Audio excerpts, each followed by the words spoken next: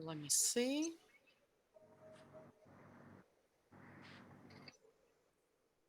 We are live. Hooray! Hey everybody, testing. Oh yeah, same. But after the ad is done, you need to have an ad block, which some of us, right? Yeah, I'm also checking on the Wait, phone as well. Does ad Shh. We're not it allowed to work say for that. it works for Twitch? We're not allowed to say that. I will tell you Oh. private. But yes, we are on. We are on. It worked.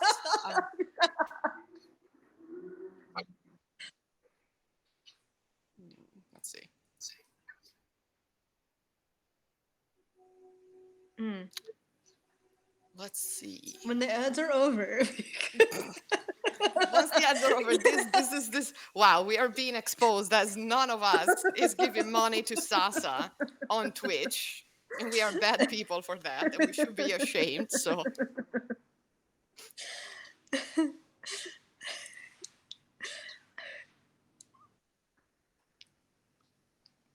okay, I can hear myself. Can you hear me?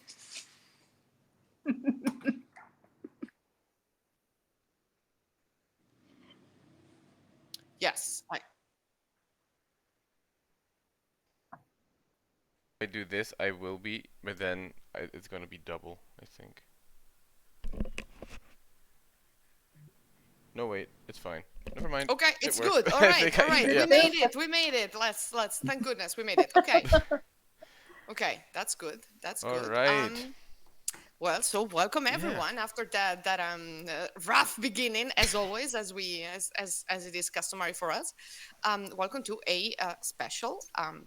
Today we are not killing gods. We are not performing weird rituals for once. We will still be unhinged as always. But it is our great pleasure to have some guests to talk about games. So please welcome back Dr. Brianna Jackson, coming to us from Egypt, from her phone because she's been having internet issues with the landline. And please welcome Connor Torres, who is the development creator, ideator, and everything else of the game Akhenaten, Rule as a Pharaoh, which is not out yet, but you know, it will eventually. It will be about it. I promise. All right. Why don't we start from the very, from beginning? Let's do introductions. So Connor, who are you? What are you doing on our stream? Tell us about yourself. Sir, who are you? No, so I am a game developer. I have spent the last, I think, like 4 or 5 years now on Akhenaten specifically, which I started back when I had some development experience, but not all the development experience that I think I needed to pull off the ambitious kind of aim to blend city building and role playing. And I'm sure we can get into specifically what interested me about choosing Egypt as its setting and Pharaoh as the principal titular character. But I over COVID, I picked up a bunch of freelance development work. I'm working on a high-profile RPG called The Wayward Realms right now, and my life is eating, sleeping, breathing, game development, and primarily when it comes to this PC game, it's a game development to try and bring Egypt back to life, and the experience of being Pharaoh, maybe to give that a new life. It's kind of the aim and the objective. So that's what I'm up to, among other things. I mean, That sounds I'm like a sure. good life to me, man. Yeah. Oh yeah, and I'm sure the pharaohs would be ecstatic about the words, but bring him back to life, and they'll be like, yes, that's where it's at. That's where it's at. Beyond reanimated corpses, though. I mean, that's more my field. Not necromancy, archaeogaming, not necromancy. I mean, sometimes necromancy. Are we sure? But, Yeah, okay. That's my side gig. I'm not going to confirm nor deny, unless because Twitch is going to ban me. Anyways, so. I don't think Twitch has necromancy rules, but I think you're fine. But, I don't know. I never read the terms of service. I have no idea. All right, so we have a list of questions, and I'm sure we're going to to pull a Herodotus that just talks about the entirety is something else. So, but let us start seriously and simply. So, what was your inspiration for an Egyptian-inspired video game to begin with? Like, when did you have your moment, right? Or like, I gotta do this. Earliest would be, of course, finding out about ancient Egypt as a kid and becoming enthralled like many others. I was born in 1993. In 99, The Mummy and The Prince of Egypt kind of came out around the same time. So these influences, were just, amazing. We kind of had to think what happened in the 20s, a little bit of an Egyptomania in the late 90s that I think there was a few other things that were Egypt-ified. And that was interesting to see. But I didn't know that was what was happening. It was really for the game in college. I had taken an archaeology class and really enjoyed that. Took a Mayan history class. The teacher was an archaeologist. Went and studied some archaeology. Did one of those field sites where you work as a student and that was in Belize on a Mayan site. Was actually potentially going to pursue that. Always had been interested in technology. Always had tried to teach myself programming. Wasn't really a good math student. So I didn't know where to go. So it was either this archaeology thing, this technology thing. And I decided to take an Egyptian history class. Because again, I knew, pyramids, hieroglyphs, mummies, but I didn't know the names of the pharaohs. I didn't know anything besides that. Besides desert is in Egypt. And, so I took this, and this is probably I'm 29 now. I was maybe 21 at the time, 22. So not that long ago, but, early 20s. And became enthralled with the subject matter, learned about Egypt, was exploring all these dev tools that we used to produce video games at the time. At that time, I was making mods for Elder Scrolls games. So like games like Morrowind. Oh, what? Yeah, that's on the game. Okay. My favorite game of all time is Elder Scrolls 3 Morrowind, and then probably Oblivion would be a close second, maybe, and then Civ 4. So you kind of see. Oh my God! Yeah, I see the pattern. Yeah, so I was doing mods for that at the same time that I'm in college taking, these archaeology classes, business classes, other stuff, just classes I was interested in. Of course, Egypt was one of those. Fast forward like a year later, and I was at my parents' house, and had the TVs running, and you have Netflix that'll go to the next movie. Just so happened The Prince of Egypt, which I hadn't seen in maybe 15 years of playing, and of course, it was the Deliver Us sequence, the opening of the movie with, just slaving over, making these enormous granite blocks carved in the image of one man, this tyrant King Pharaoh. And it just shows what kind of ego I have, because I immediately thought, I was like, man, that'd be a nice job. I want people to slave for me. I want my graven image out there. I don't know. So, and I thought, why isn't there an experience that simulates that? And I had been doing all this game dev stuff, and it just clicked in that moment. I'm like, there really needs to be a game where I could experience, and any other player could experience, what that unbelievably unique situation of actually being an Egyptian pharaoh would be like, that a few hundred people on Earth have actually had that experience. Like, to think that because again, just to have the absolute power and to be worshipped as sort of a living deity, a walking, Horus deity among men, and that setting and all of that, just to simulate that, I thought that has to be a video game. So I set about doing it. I was going to originally make it just using what I knew that was the closest game that I liked, which is Tropico.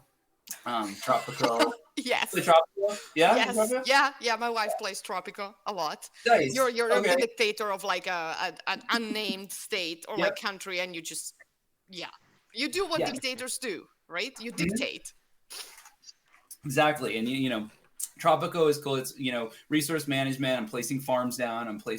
Here's my infrastructure. I'm converting these goods from this to this. Here's my economy. Maybe I have in Tropico, maybe it's a communist government, maybe it's capitalist, maybe I align with the United States, maybe I align with Russia.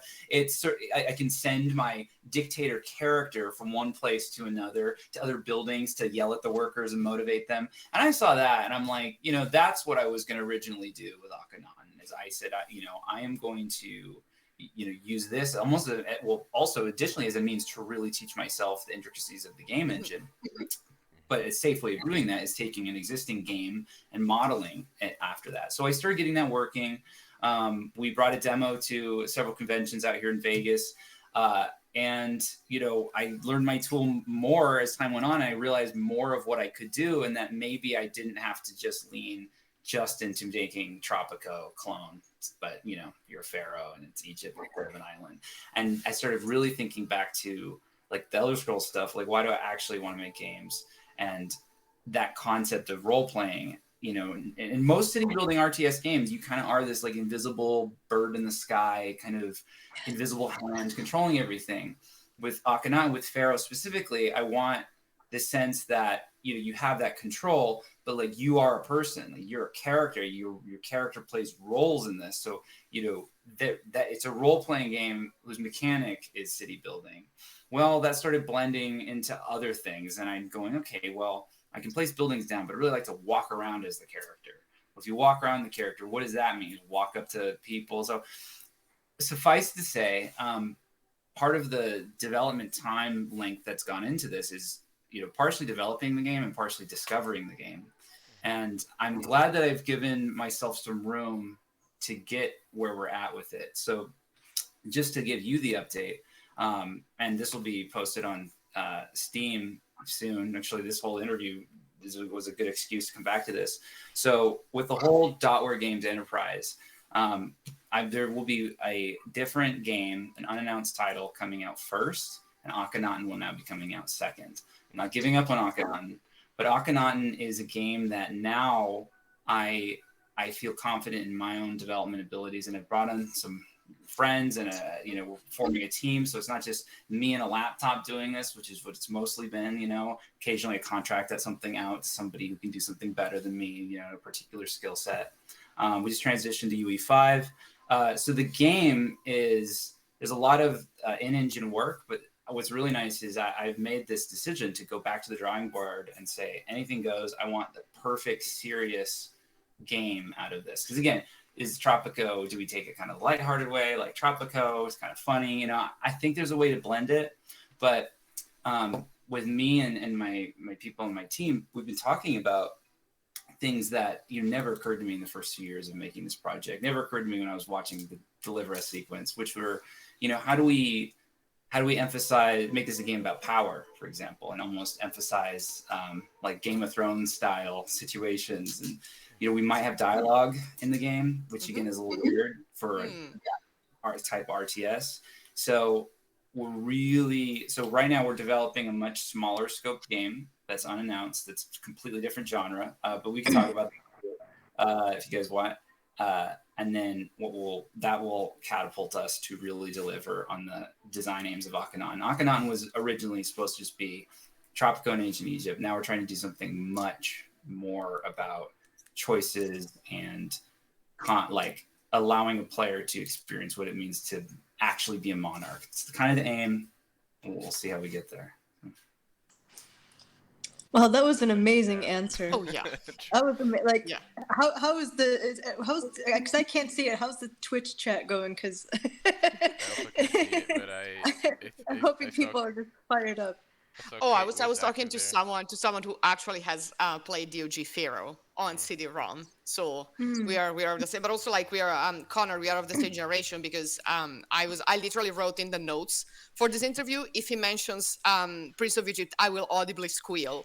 That's why my camera went off, because I was like very excited, touched the USB and the camera exploded. Do I have it? I wish I don't have it right now with me. I usually have it, I have the concept art from the movie The Prince of Egypt. So when I started all this, I was using their concept art as my concept art. I was making levels in the engine, and based off of things that I was seeing in there. I was looking at, like in the Prince of Egypt concept art, there's a Ramesses and a Moses like drawing, and they've got the different like labels of the different clothing and stuff, so that I could, because with Akhenaten there's 12 I think inventory slots for apparel.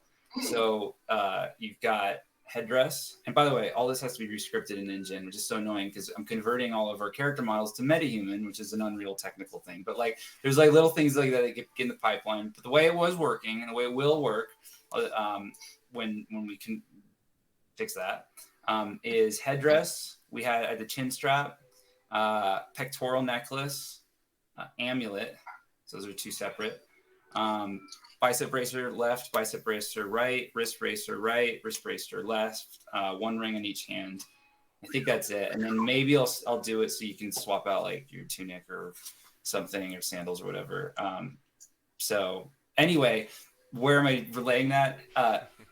Prince of Egypt concept art book was very helpful in going through that and seeing, okay, what were these people think? Okay, so DreamWorks in the 90s literally had the same job that I think I have at this moment, which is how do we recreate 3,000 years of Egyptian history and basically distill it down to just some core fundamentals, like honor the historicity of it, but also like take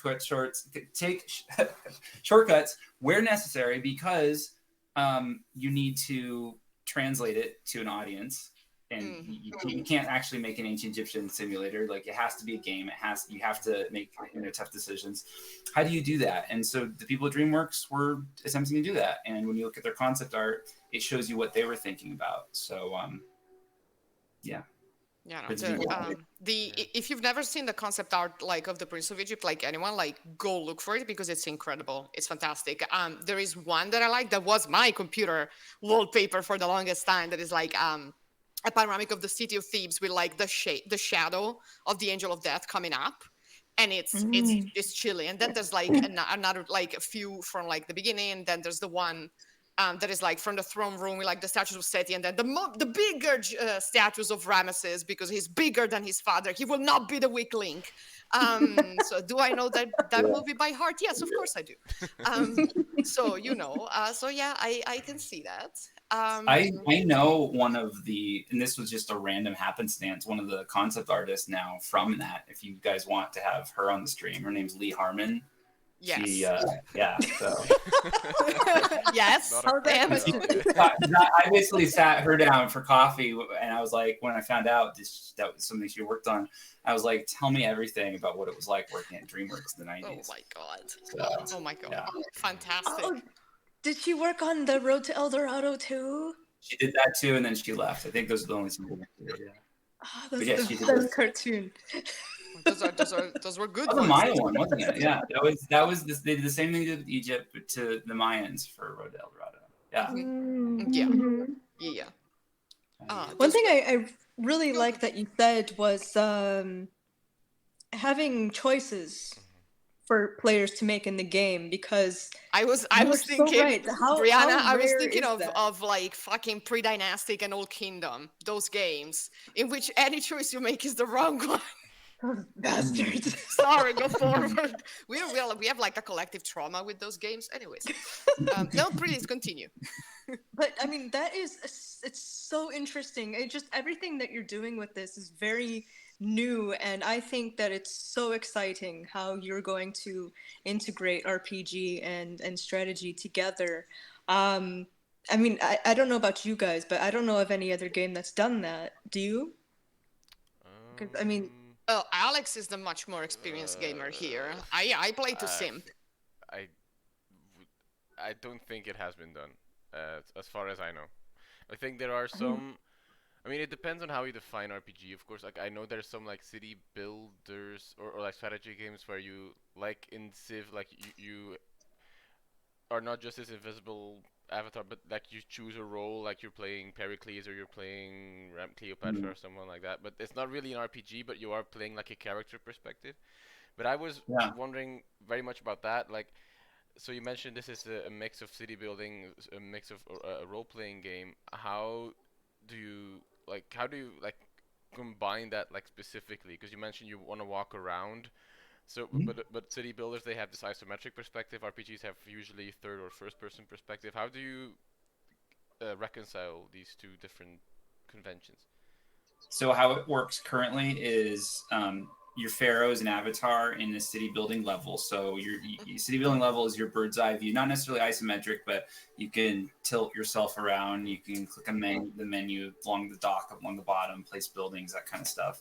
By the way, like I said, since we're working on this current project in production. Akhenaten very much now is in pre-production with a bunch of work done in engine, a bunch of foundational work, but I consider it pre-production. So some of these answers are very much like I'll tell you how much I'm confident in engine that this thing will be achieved or not. So to tell you what was achieved, but what will be overhauled, but what already was working, was your Pharaoh is in the level. That worked.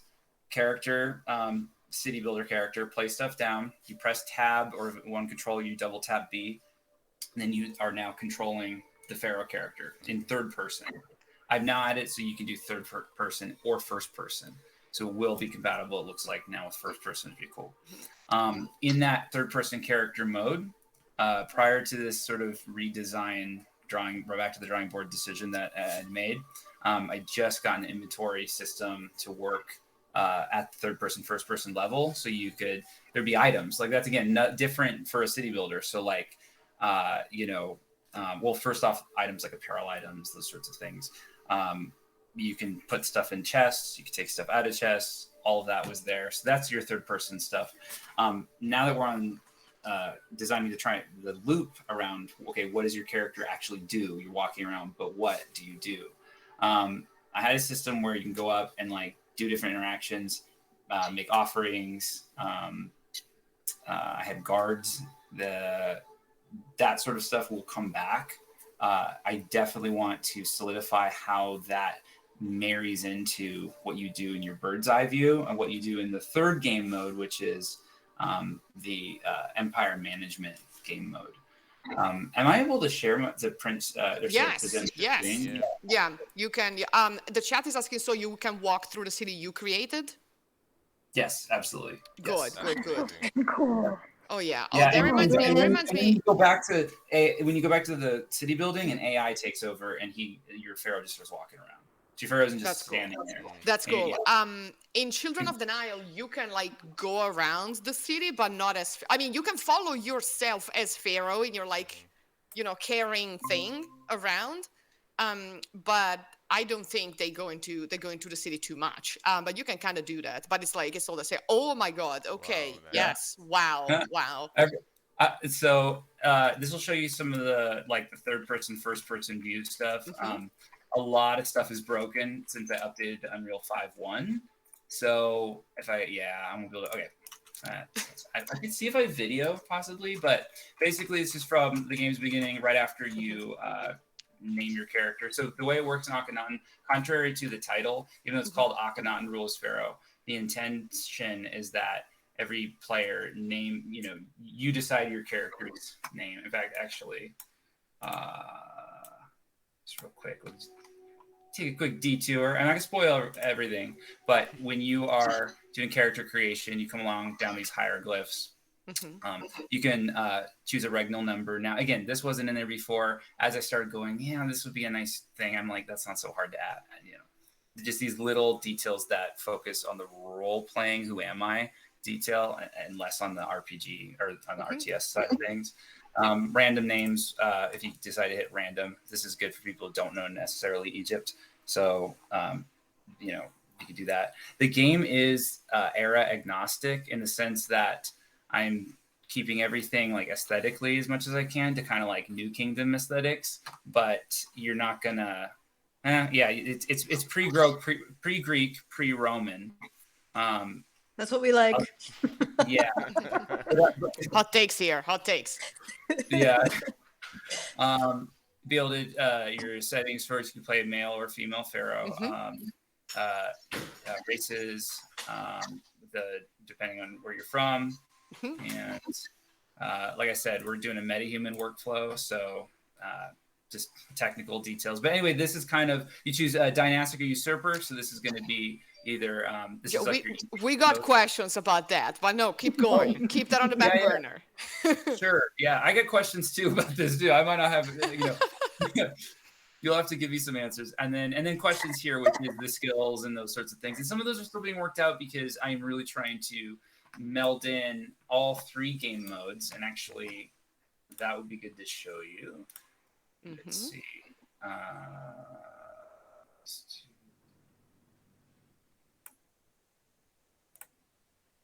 Not necessarily what I was going, but I'll show you some of the things that I've been thinking about. So theme, success, and authority. I've been trying to think, okay, how does a monarch succeed necessarily? And there are different ways that I think presidents, dictators, Caesars, pharaohs have ruled. And they more or less invest, I would say, from they invest points of their character into certain attributes. And these are the ones that I was able to kind of figure out. So rulership by fear, rulership by strength. Akhenaten would definitely be something like rulership by personality. But anyway, all of this is A to sort of cult leader. Do you hear that, Brianna? A cult leader, your boy. yeah, I totally. agree. That's the archetype. Okay, yeah, Oh yeah, model archetype. I have Yeah. no love for Akhenaten. So So the point is yes, you're not necessarily if you want to role play as Akhenaten in the game, that should be achievable. It should be doable. You name yourself Akhenaten and you do different things that resemble his decision making. But the reason the game is called Akhenaten is Akhenaten to me is almost not a name, but because of Akhenaten's decisions, a word that describes the range of tyrannic rule, how strange you can be with it, how just the real range of absolute power. So that's a little bit about the beginning of the game, and then we were looking in engine before. So if the blueprints weren't broken here, what you would see is we'd go out. This is a chest you could open up. This is a book scroll you can do. So again, another Morrowind influence. I'm like, I got to make it so you could read books. These are different items and stuff that you could just pick up and it would go into your inventory, blah, blah, blah. This right now is obviously not player ready or anything. And I'm kind of halfway using it as a testing map, but this is where the player will start. The player starts in their own tomb. And the tomb is upgradable later. So that's very Egyptian. Yeah. You come back, welcome to the throne. Now build your own tomb. It's like, okay, I guess. Yeah, well, that's a good point. Children of the Nile does that. It's like, oh, happy birthday, you are now 25. Isn't it time to start building your tomb? Like, isn't it time to start thinking about death? Don't you think? Hey, that's about time I started getting have you bought your cemetery plot yet, Mel? Yeah, basically. I have a question about the assets because I'm seeing a lot of pots, a lot of objects, blah, blah. Did you make them? Did you find them? Like did you find the 3D, how do you call it, blueprints, models around like open access? How did you go about that? Really great question. So a lot of these ones I've bought from marketplaces, so I didn't necessarily make the pot, but you piece things together in game development. So this tomb is pieced together from a bunch of really kind of strange shapes and cubes and stuff. So typically as a game developer, if it's something really specific that I need, maybe that needs some custom modeling. But if I just need a clay pot and to get on with development, I can get that on a variety of marketplaces online. And Epic Marketplace is the one for Unreal assets. When it comes to the other more custom stuff, like you see the amazing hieroglyphic art, this is somebody I contracted out. Is an amazing artist who I found on Reddit, and was doing this anyway. So I said, can you just get me all the gods, and here's the specifications. And okay, I think we're frozen, people. We're frozen. Oh no. Oh well, it's Unreal. That's yeah. But I was gonna show you. Yeah. This is common part of the day. But that artist, I noticed, or I realized that it would be cool in your tomb to be able to, let's say, if you go up to your wall and you customize it, because again, and this is happening in third person, by the way. Some levels, I'm pretty confident will only be accessible in the third person mode, third person, first person character mode, and then the bird's eye mode is only on levels where you can actually put things down. So the idea would be for our tomb over here, this, which is again made up of a bunch of models and stuff sticking off in crazy places. Like this is typical for any kind of game level. But so you get your upgradable tomb. If I was a player, I should be able to walk up to a wall and say, I want to put this, the god Sobek, and then there you go. And that's how it was going to be until I reached out back to that artist and I said, can you give me just a sketch version as well? Because when I went to Egypt, specifically in the tomb of Seti, I believe it was, and you know what I'm talking about. There's all these unfinished hieroglyphic images that are just drawn. Like it's just like it looks like they were done yesterday, and they're drawn. So I thought that was the coolest thing ever to see that these hieroglyphs or this hieroglyphic imagery could be seen in some sort of intermediate state. So I was like, that's not so bad. That's not so hard to just program that. So I got some help, but this now can be used as go up to your thing and hit hurry finish, and I can, now that I have this system in, this will also apply probably to buildings if you're gonna have stuff outside of the tomb or whatever. So just a nice little that's an example of a custom asset, for example. So you've got custom assets that get a lot of dev time because they're really on theme or on point with the game experience. And then for other things like pots or swords even, and whatever, you just get those from a modeler, from a marketplace. The when you were showing us the first part of this, the first thing I noticed actually was the outline drawing. And I was thinking to myself, oh my god, this guy's so cool. He put in the outline drawings. Yeah, I want it to look unfinished. Yeah. Oh, that's great. That's great. I love it. When there's also an inspection system, and again, if I could play it, you know what? Hold on. Maybe I can open up. Let's try the UE5 one.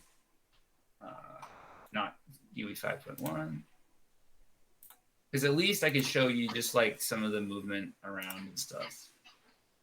But I can take questions while I open this up if you guys want. So you mentioned that the Elder Scrolls games were like an inspiration, and that you will be able to walk around in the world. To what extent will we be able to engage with it? Like, can we pick up objects and look at them like you kind of do in Skyrim and stuff like that, or like read the book that you show were there? Yes. So exactly. So you should be able to go up to items, pick them up. Again, it has to kind of fold into some sort of gameplay loop, though. So, books, I can do the skill increase sort of thing. And books are great for world building too. I want to get actual Egyptian texts moved over, like Tale of Sinewe and that kind of thing, as well as fictional ones. So that could be cool. Apparel is the only other one, and the rest. So I've been talking with my design partner, Blake Dillinger, who's amazing gameplay programmer, and is helping me with a lot of the theory crafting on these different systems. And what we have sort of going on now is a way that the city building systems, like resources, also relate to what you could pick up. So what items would be interactable or pick upable in third person mode. Example would be, okay, I'm placing, I'm raising cattle over here, and the cattle, is producing meat. Well, that meat, is going to the market, and that's where people go to the market, and then they get their meat. Well, that meat might be an actual gameplay object, just like, any of these other inventory items. Meat probably isn't the best example, to be honest. I would probably say, like, let's say you have a farm that produces grain, but like, what is that? Or actually, how about this? If you have a boat, let's say, or fishing docks, I had fishing docks originally, that's collecting fish, to the city building mode, it's just fish. So people are hungry for fish, they go for fish, that meets a certain need, whatever. But when you're in third person mode, it might be tilapia, and it'll say tilapia, and it's in okay. The game isn't so sophisticated that there's going to be like, oh, this person ate salmon and this person ate river trout, therefore it won't be evaluated. But as a third person character, I can go up to that and see something specific like river trout. So imagine like an object like this. Oh, this is in my tomb, right? As far as you're calculating your Pharaoh's wealth or something, it's just going to be correlated with the gold or treasure you own. Right. Cool. Right. But instantiated in the level, it can be a very specific thing. Like this is, some amount of treasure, and something else is some other amount of treasure, and all of that adds up to your total, wealth score or whatever. And by the way, I'm not doing the barter economy thing. I think that's going to be too tricky and not interesting enough. So in this game, I think probably the way that I'm keeping it is, gold is your principal spending resource. Gold is the currency. I mean, for game, from a gaming perspective, it's easier to have a currency in game than not just bartering and I can get everything because I'm Pharaoh, because that's a little less interesting, also a little less challenging. Yeah.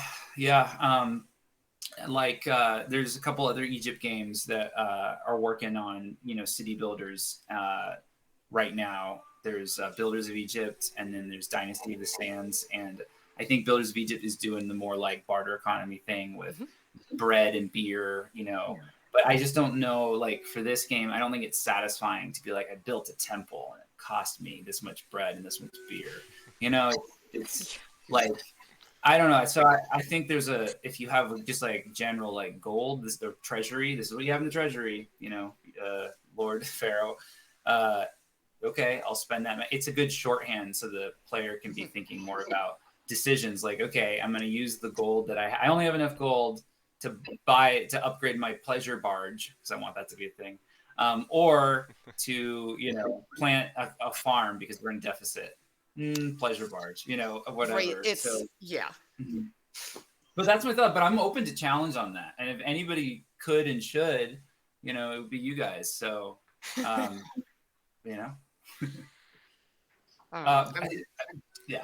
I guess I could stop sharing now. There was probably more. I'll stop sharing, but if you guys want me to share more, I will share more. Oh, yeah. We will never tell you to stop sharing. Oh yeah, no, we're very very enthusiastic about this. Actually, so let's go back one step. Like we're asking.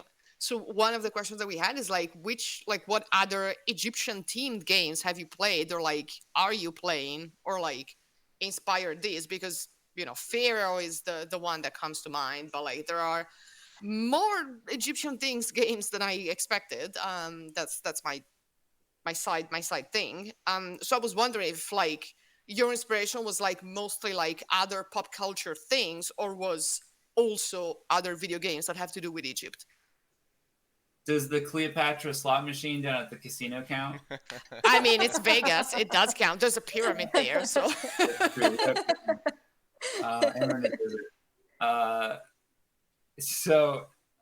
I would say probably the biggest one that I've played for graphical and aesthetic and tone kind of influence would for sure be Assassin's Creed. And by the way, when that game was on its way out, I thought that I was going to have Akhenaten done in the bag. I was like, oh yeah, and then I was hoping that I would ride the Egyptomania wave.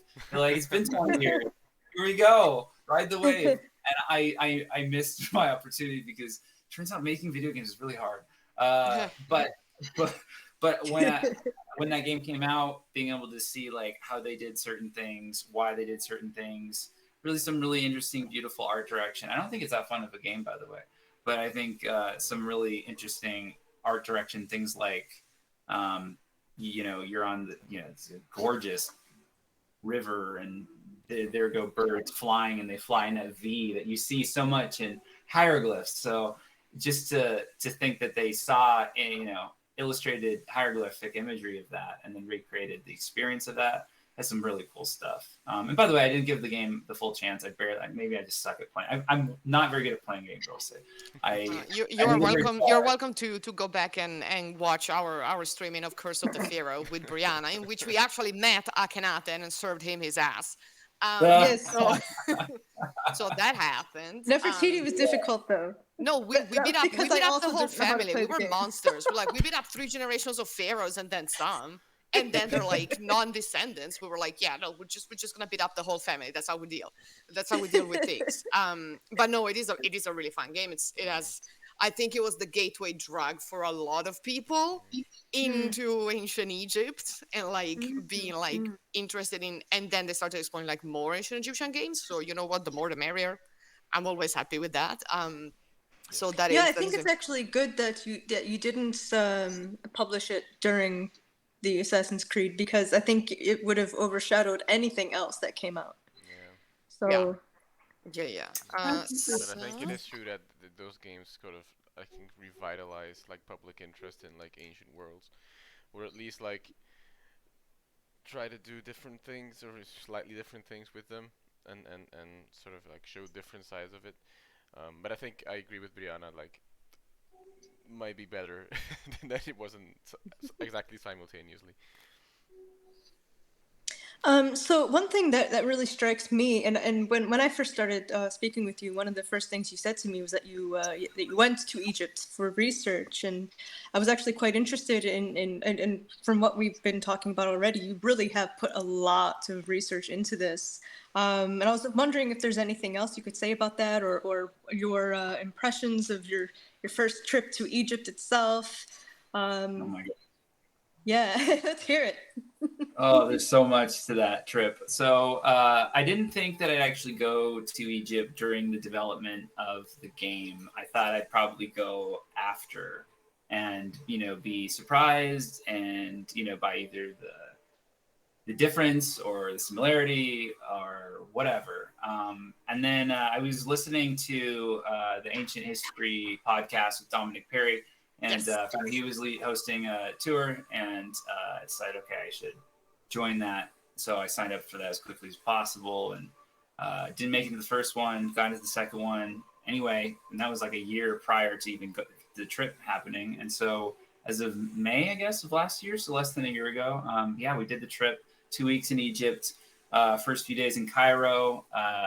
So we Cairo, so that's north, and then Luxor in the middle, and then Aswan, Egypt's borders at the south. So three distinct, both distant and kind of cultural parts of it. So I mean, yeah, we did so much. I'm so glad I did this tour because, you know, when you go with a group rather than on your own, you have this itinerary. You have to go to the museum. I mean, I was just like hitting the bed, falling asleep, waking up to an alarm, and it was just non-stop touring. I mean, and I can tell you about, I mean, anything you want to know about, whether the craziness of Egypt, my haggling stories, uh, All of what them we need. else? My hunt to get the Narmer palette or replica. Uh, I mean, what it was like to see the pyramids for the first time. That was pretty. Me getting stuck in Turkey for like a day on the way there, or its influence in the game. There's many routes we can go. All of them, really. And I want to hear this haggling story first, actually.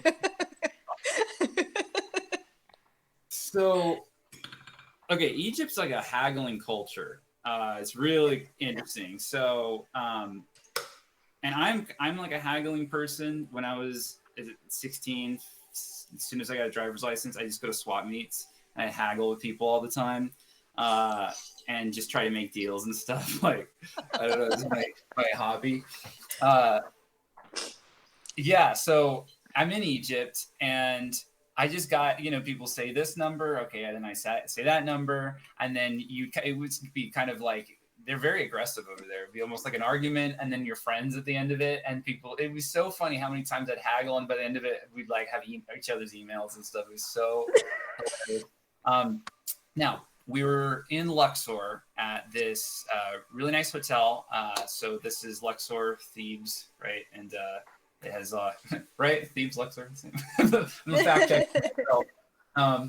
And yeah, so we're there, and on the way into the hotel kind of entrance, there's this gift shop, and the gift shop has all of these kind of knickknacks and stuff, and including one that I saw is the replica of the Narmer palette, and the Narmer palette, of course, for those who don't know, is basically the oldest historical document about a pharaoh in a way, and it's supposedly the first pharaoh in armor, about to bash a guy's head in, and As one does. As one does. oh yeah, as one does. I mean, yeah, one of you, I don't need to summarize it. One of you guys summarize the armor palette, and then I'll get back to the story, because the armor palette is dense. It's a dense historical document. Oh yeah. Also, no, I will let Brianna do her job because she's the Egyptologist here. I will just say for the people listening that Narmer means catfish. So like literally like an angry fish with the barbs and everything else. That's his name. So that's how you write his name, like catfish. Anyways, please, Dr. Jackson, tell us Catfish, everything or about the like a Narmer person palette. who you swipe right on Tinder. Exactly. Well, a lot of people try to swipe left on Narmer, and then he's wiped his mace across their forehead. I feel like I got catfished by this Narmer palette when I get Yep. to the story. You're gonna see why. I got can Narmer. see that. I put a link in the chat, the Wikipedia link in the chat. Do it. Everybody should look at that, because Narmer palette. Okay, I'll let Brianna do her thing, but just to prep you for it, as probably one of the first like illustrations of absolute power, it's kind of scary. It's kind of a scary thing. It's like these Egyptians mean business. There's a bunch of bodies tied up on it with their heads decapitated. Like, this is straight up. This is the messaging of really the first absolute empire. All right, Brianna, do your thing. Tell us about the Narmer palette. Sure, not there's much left to tell. Y'all got it. Well, this thing, you might be wondering why it's called a palette. What actually comes from this genre of stone bits in the shape of animals that were used as cosmetic palettes, where you would put stuff on there and mix it all together to use as eye paint. But then they also had these ceremonial ones, and this one, the Narmer palette, it's about the king Narmer. And it's huge. It is huge. When I say huge, we're talking like over 2 feet tall. And it's carved on both sides. And on one side, it shows Narmer as the king of southern Egypt, who is conquering northern Egypt. And this is the first unification of the two lands. And on the back side, it's showing him having some kind of festival, and that's where he's wearing the crown for the first time of northern Egypt, and that's where we have all of the decapitated people. The crown of northern Egypt looks like a pin from like a bowling pin. Like it's white. It looks like a bowling pin. Yes. Southern Egypt. Southern Egypt. Yeah. Okay. Yes. And so yeah, it's a very impressive document. I like that you use this term. And it shows, and we don't know if he's a real person or not, but it does seem to show the first unification of Upper and Lower Egypt into one complete state. There we go. Through blood. Yes. So anyway, I wanted one. Who doesn't? Who amongst us doesn't? So I basically from before I went to Egypt, I was like manifesting an armor palette. Like I was literally like I wanted to somehow get an armor palette, and then I walk into this gift shop, and there's a goddamn armor palette right there. They actually make them. There's an armor palette replica, and I'm like, oh my god, I need this thing. So I walk in, and the guy, local Egyptian guy, and I ask him, how much for can I see the armor palette? So it's a heavy thing, right? And I ask him how much, and he goes, for you, special Egyptian price. By the way, I got a lot of special Egyptian prices that weren't so special while I was out there, including the security guard that tried to sell me a rock when I was at a pyramid. Outside the pyramid, this guy is walking, and he picked something up. He's looking, and he's walking next to me, and I go like an idiot. I go, "What did you pick up?" And he hands it to me. I'm holding it, and he goes, "From inside the pyramid." Oh my god! And then I'm like, oh, cool. And then he just does the thing. No. So anyway, that was before. So now, I'm in Luxor. I'm a little bit seasoned to these sorts of tricks of the trade. I'm gonna advocate for my wallet like anybody. So the guy tries to tell me the armor palette is $800 US. This is what he wants to charge me. So because he sees me That's a special Egyptian price. And I go, I can't do that. I don't even Because need to. Egyptians all have $800 in their pockets, running Yeah, around ready to spend. right. So I say, can't do that. Maybe I'll some other time, whatever I say. And he goes, oh, no, no, no. I'm feeling generous tonight. Okay, let's do, and now we're down to something else, like 500. Like, it's still way too much. Come on, it's an armor pallet. So I say, well, listen, I'm here a few more days. I'll see you, maybe I'll come back. And, it's kind of whatever. So go to bed, next day, tours, Valley Kings, whatever it is, all kinds of stuff in Luxor. Beautiful place right there inside of the Nile. It's amazing. I every time I come in, I see the guy. He goes, "Hey," his name's Raheem. I even remember his name, Raheem. Raheem go, hey, you throw out a number. I go, I need it at, and then I'd throw some. I think I was throwing something really low, like $100 or something. And he go, no, it needs to be That's too high 400. even. Yeah. And finally, it goes like this. Every time I go out, every time I come back, we're throwing a number, because I have to walk past this gift shop for the armor pallet. And it gets down to being, I think it's the second to last night in Luxor. We're going to go to Aswan the next day. And I'm like, I'm going to get this armor pallet. I get it. And I'm going to get it for, I think I got him down to like 300 or something, $300. So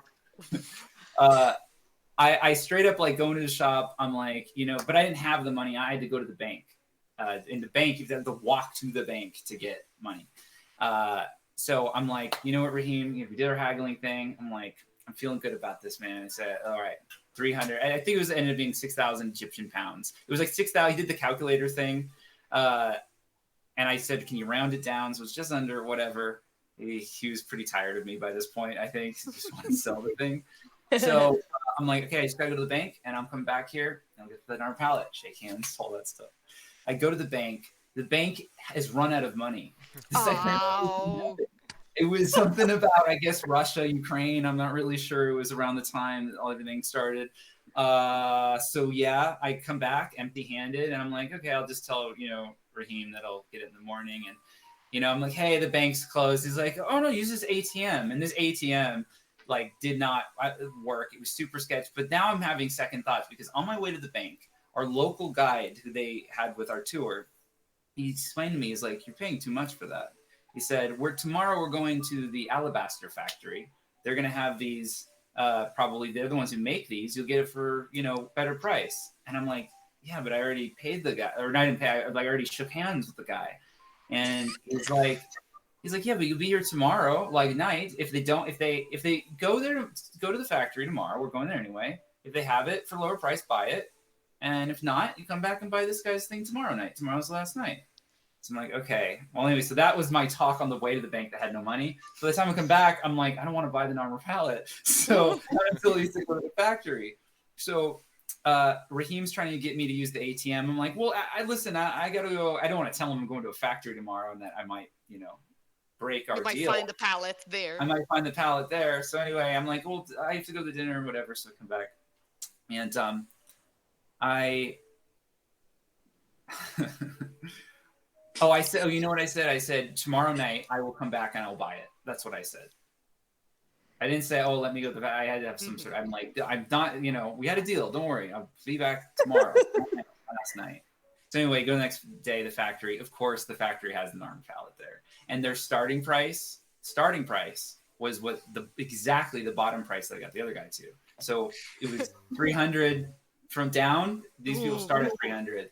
So I'm like 200, and they didn't want to take it. And then eventually, like, the guy took me to the owner or whatever, and it was, and our guide said, let him have it for 200. He'll get the other people to buy more. Like, just let him put it. And I ended up totally did that. I started negotiating on behalf of a couple of the people on our trip trying to buy a vase. Anyway, it was really fun, and they were calling me Alibaba by the end of it. So wait, do you have this pallet here with you? So yes, I bought the armor pallet.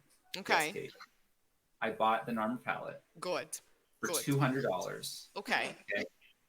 And I, we went to lunch. I passed it around. Everybody finally knew I finally had the armor palette. It spread among the group that I was on. I was looking for an armor palette and couldn't come to a deal with this one guy. But here's the problem. Remember the hotel? Remember the store is right there in the entrance? So how am I going to get back to my room? Because I'm going to have to pass Raheem. He's always there. And we were always throwing numbers. And now I don't want his stupid armor palette. His $300 armor palette. I have my own armor palette. And yes, Kate, this is the moment where I'll get the normal palette. Please, please. The story is not over. For this. Like I was waiting for the story to end, and then I dropped it. No, the armor palette's intact. Oh my god! There it is. Smaller than the original. The original is like this the original big. is big. Is big. Yeah, the original is a chunker. Oh my god! Super... Yeah, so that's Narmer like bashing someone on the head with his sandal bearer to his right, to our left. His sandal bearer, whose name very dedicated. Whose name is like the name of the flower. That's why there's a flower next to his head. Yeah, and the enemies underneath have been mutilated, because that's how we can things. And then there's Narmer killing some more people, bringing the banners and the standards and all the prisoners. And he's a raging bull. That's why the two bulls on top. But this is great. This is a great segue into talking more about power, because the power of Pharaoh is based on violence, right? It is so much. You go to these temples, and what is it? It's just this man holding another person by the head, about to just beat their head in. And that's what they want the world to see. That's what they want their citizens to see. Or other temples where here's a bunch of people and their hands are cut off. Yep. And we're counting the hands. That's how we count people, right? It's easier than bring the corpses. Yeah, exactly. Right? I mean, it's brutal. Practicality of it. It's brutal. There's another relief, Medina Taboo, where they have a pile of penises that they've cut off. Also a good way of counting people. We have that in Las Vegas. Can't count them twice. I mean, it's still a desert. I have two questions. I actually was in Vegas a few years ago. We did a few days in Vegas and then went to the national parks. And we're like, this place is out of space, out of time. It's like it's something else. Great food though. So I have one question. So we talked about like violence and propaganda and how like people will be like autocrats and tyrants and everything else. How is religion going to factor in this? Because one of the ways of ruling that you showed was the cult leader or like servant of the god. So how will religion factor into this? What can you tell us about that? Like, how is it in your mind? I love this question, and I'm going to answer honestly. This one's really hard for me. I don't have a clear grasp on this because, originally it was the naive idea. Well, okay, I can tell you some of the things it won't involve, and then we can go from there. Yes, that's good. I'm not doing magic god stuff. I'm not. Good. There's not going to be Horus has Osiris is asking of you, will you please do this? That's not going to happen. Yeah. At the same time, I want the presence of the gods to be felt because as the Pharaoh, you are. You're going to believe in the world of your time. So those gods need to feel believable. So in the sense that if you don't do something to appease one they're not really, I don't know if Egyptians are so much about appeasing. It's a little different. But there should be things correlated. And I have stuff in our documents on this, but this is something that, again, I mentioned Blake Dillinger before, my design partner in this. This is something that he's had some really interesting thoughts that I've been really happy about to greenlight on it, but I don't know the answer. And let me also just say, part of the structure of Akhenaten as a game with game systems is my hope to potentially repurpose these game systems for other historical examples of monarchy. So without saying, that I'm going to do necessarily a future game, and I'm not sort of planning on that, I am trying to make it so that this game, similar to like a Shakespeare play, any Shakespeare story they say could be set in any time period, you can set it in the future. Like I want a game about power that involves those things, that comments on power and stuff, that is also agnostic to theme and setting. so yes, we're doing an Egyptian setting, but I need to make sure that, you know, the levers that religion gives an authority figure, those aren't those apply, those would apply here as they would apply, let's say, in a European monarchy sort of situation. Sorry, European like theocracy kind of thing versus It's a, well, Apollo. it's a very like practical approach, right? How is Yeah. religion used in discourses of power rather than having the gods come down and Yes. right? Yes. Yes. And it's, you know, maybe NPCs have, you know, religious needs, that kind of thing. And so they're, I had this influence zone mechanic, not mechanic, but a system where NPCs would walk kind of near something. And when they were near this bubble, this thing would be influencing them. So the attributes were originally things like, well, you have like hunger, thirst, fear, sense of awe. So, you know, a Pharaoh statue would, you know, add points to anything near it that had a sense of awe. It would add a sense of awe, but also a sense of fear. So the idea was that, you know, how you kind of control the levers of your people by placing buildings that, you know, affect their needs. Now, fear, awe, like, I don't know, like what, or do you want to go as crazy? Like, oh, I need fertility, so therefore I'm going to the Hathor temple or something or whatever. These are questions that I'm aware of and exploring, but I don't have a solid answer on this one. And I think that the religious topic of it is too important to like arbitrarily do like oh, this just adds some culture points and that's it. Like I think that you should, there should be a difference between you, I don't know, building a lot of things or doing a lot of edicts or whatever to Isis versus something that has Anubis on it. Like there should be some fundamental difference. I don't know. One other system I didn't show you. Oh, actually, did UE5 pull up? Maybe I can show you. Might have more video here. Oh, you know what? It did not. Okay. Give me a second. But we had other questions, I think. Yes? Yeah. Oh, yeah. Well, actually, can I just jump in here? Now, you had mentioned that the Akhenaten is being explored as a personality, but as you know, I think the religion was major during his reign, and so how do you think that you would, in that instance, have something stronger related to religion if one plays as Akhenaten or I think that is exactly why I feel that the system needs such a better redesign, because if the thesis of the project of the game is, you know, it's be any pharaoh you want, but you have the range up until like an Akhenaten, you should be able to do those key things that Akhenaten did. Like among them would be the religious stuff, and then other things, you know, like okay, he founded a capital in the. So now I think okay, I have to let the player be able to change your capital. So if there's key things in that in that and other pharaohs kind of storylines that I look at, like okay, you can go to another land, conquer the people. So we've got to have, you know, there's these basic categories like okay, war mechanic. In that case, I want to have Kadesh. Okay, what is that? So there's like highlights from the Egyptian experience. The religion one would be one, but I don't know what that looks like in terms of the game design. I'm open to suggestions if anybody has any. But yeah. I was wondering on the topic of power, and you mentioned. I mean, it's an RPG, so you'll be able to make choices. But you also said at the beginning, you know, the game is called Rule as Pharaoh, so it's about like what would the experience be like for someone to have the power of such a powerful pharaonic figure.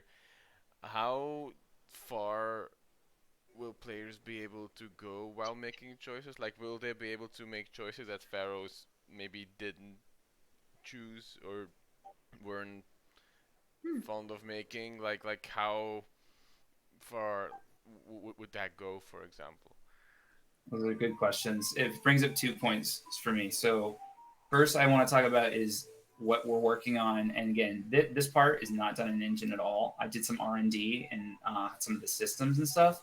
and that is to do with what I'm calling a palace mechanic or palace system. Again, it's nothing I thought that the game was going to have years ago. I could talk about that, but the other thing that your question brings up for me is, oh, can you repeat or rephrase your question just one more time? Like, so how does player choice correlate to, I guess, Pharaoh choice in Egypt? Will players, like the choices that players will be able to make, are those similar, in your opinion, to what ancient pharaohs could do or Got were fond of doing, or like On a wanted on to a do? scale from genocide of a complete Yeah. population and Yeah, taking, their women, No, children, but and like, gold to everyone loves one I mean, another. No, I'm just saying because pharaohs did that. yeah, Akhenaten that's the was range I want. Yeah. yeah. Um, I think so. In a way, so Akhenaten to me is the strangest pharaoh. So strange, unusual decisions has to be included. Like even like the specifically strange. I don't know if I would.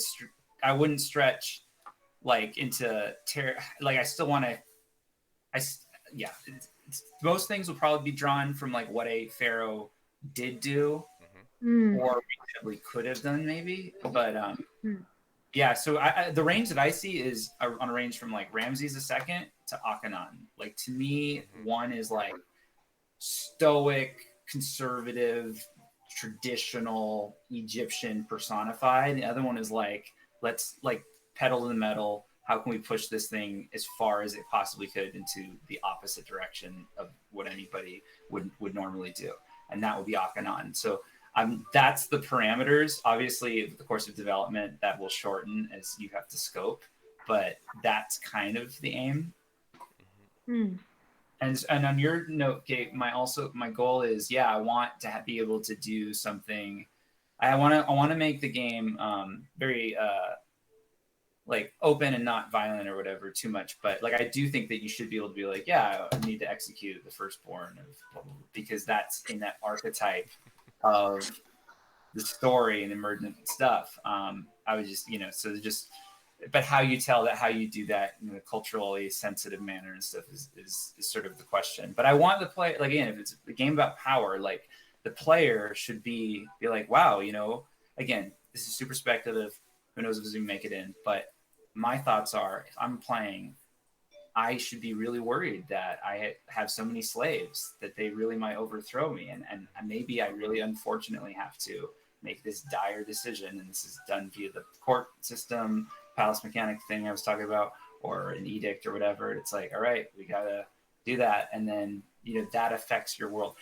That's interesting to me. Don't know what your guys' thoughts are on that, but that's kind of where my scope of player action I have is. thoughts. First of all, thank you, Mark Lama, for subscribing with Prime. Oh, Thank you thank for you the very subscription. much. We're very happy. Well, I mean, there's no middle way to exercise power, right? Power, like absolute power, in and of itself, is an act of violence. So even if you're trying to be a benevolent, Mhm. fair or benevolent ruler, you're still gonna have to hurt someone, right? Being that your own people, part of your own people, or your neighbors. I'm wondering, is there going to be like a Egypt as an empire, like as an international empire side to this? Yes. Yeah. So that Yes, was actually, I was going to mention that earlier. So um, I can share my screen. There's please. three Yes. game modes. Okay. So three game modes that we talked about, two of them. So there's the city builder one, Mm. there's the character, and the third one is empire management. And so when I was describing before on controller, you double tap B will cycle between the three. And it's Hmm. kind of like the camera moves like that. So it's from the small to this. So that's the primary kind of three game modes. And the goal is that player can navigate through, like they can spend 80% of their time just in empire management and then just 20% of their time across the other two. And that's one way to play the game. Or they can do kind of spend equal amounts of time in all three. That's at least my intention. Let me share my screen. Ideally, would there be like ward events that unlock things that you have to do like at a local scale, or the other way around? Or is it just like how connected is like the local with the global? Um, I don't know the answer to that. So I mean, Okay, that's good. No, that's great. like one thing that I am also interested in. So the idea of the idea of appointing like ministers and that sort of thing. So whether you appoint that minister, does that mean that's an NPC that's literally in the world that you can go up to? And again, we've been talking about the dialogue stuff. So I've got a really good working prototype of the dialogue system. What I think might happen is it'll be text-based dialogue, and I possibly might get actual ancient Egyptian narration as the Egyptian, as the people speaking, which is good for me as a developer because then I don't have to localize it. So if the person isn't talking English, then I have, what I'm saying, I only have to localize the text that's on screen. So I'm trying to cut as many corners as I can like that to get the game on its way sooner. But also it's like that's kind of a cooler thing to do anyway. If you have them, speaking Egyptian, but who knows? You always have to scope these things down. I was going to talk about the empire management. So yeah. This is the game map, and this is going to be overhauled. So I hired a really great map designer who, just did a absolutely magnificent job. But we have about I see the Egyptian names. Yeah, these are way too many cities. I think we're going to have I don't know, maybe 8. I'm really trying to now in this redesign go, I'd rather give the player the ability to go from one city to another by like you go to a boat and then that boat can access other Nile cities, but non-Nile cities, you have to go to the city, get off the boat, then go to the next one. So that way it feels like you've gone a long distance. If you go from the Delta region to the south, that's kind of the goal. And I also realized that a lot of the levels for this project are going to be hand-placed have hand-placed elements. So an existing city. So the game is much less of a, here's your empty desert map and a road and a shack. Start building again. Like it's way less of that and more like, oh, here you're in the capital of Thebes. This is supposed to look like other people built this already. Yeah, you can add to it. So that's the other thing that's been interesting is we are also trying to do less buildings that you build, but more like involvement. So yeah. You called some people out there. Oh, did I? Like they just said, gonna build it again. You're right. Yeah, that's true. Yeah, well, the other project that I've been on, and this is the thing I guess I haven't mentioned, but didn't go into detail. So I've been involved with this project called The Wayward Realms, which has Ted Peterson and Julian LeFay, who are the former. Julian LeFay is the director of Elder Scrolls 1 and 2, and Ted Peterson, he's the guy who made Sheogorath, and he's was the lead writer and lead designer in those games. We've been making this project called The Wayward Realms for some time, and my involvement over there has been primarily in a project manager role.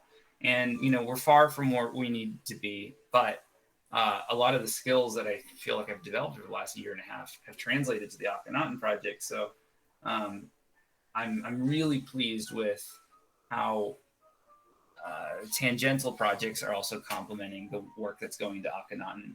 This game is taking a long time. I'm aware of it, but it's also slowly maturating, and I think it's the type of game that needs that. It was originally just going to be an RTS set in ancient Egypt, but now we'll see what we can do with it. But like I said, that means less cities, but more interesting cities, things like that.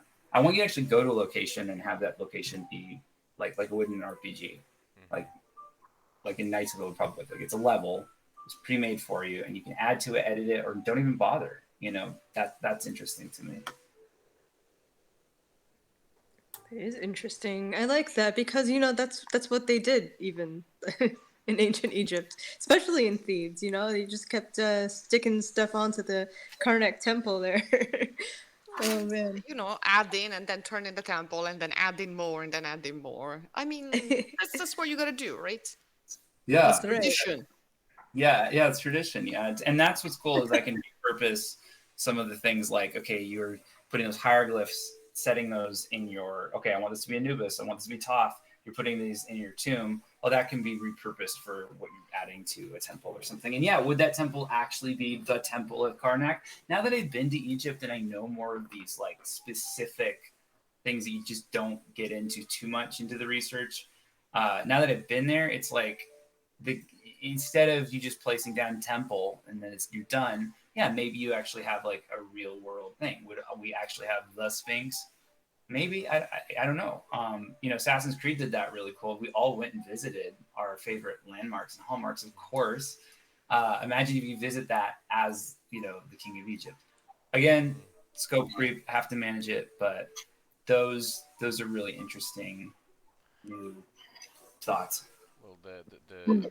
as far as I know, the AC Origins team never went to Egypt, so you might have some extra insights from actually having visited the site They yourself. never went, really. Why wouldn't they? They went for But they're Odyssey to Greece, but they didn't for Origins. I thought they stayed in Montreal. The They did Yeah, they collaborate. used the Yeah. an Egyptologist who's done a lot of really amazing illustrations. It's in all of the textbooks. um, I think they used that scholar to mainly give them the concept art, probably. They use Golvan, right? Hmm. Yeah, Yeah, yeah, yeah, yeah. yeah, yeah. Oh, he does great stuff. Hmm. They used especially his reconstruction of Alexandria because, because it's they need quite a few locations in there.